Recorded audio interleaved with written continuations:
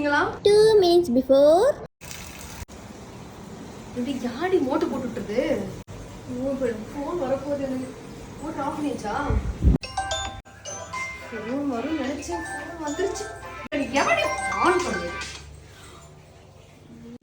பைசங்க வாயேன். வாங்க. நான் கால் பண்றேன். நான் கடைக்கு போயிட்டேன்னு சொல்லு. ஹலோ பாட்டி. அதுவா பாட்டி, அம்மா மோட்ரு போட்டிருப்பாங்க போல இருக்கு. போட்டு வெளில போயிட்டாங்க, கடைக்கு போயிட்டாங்க.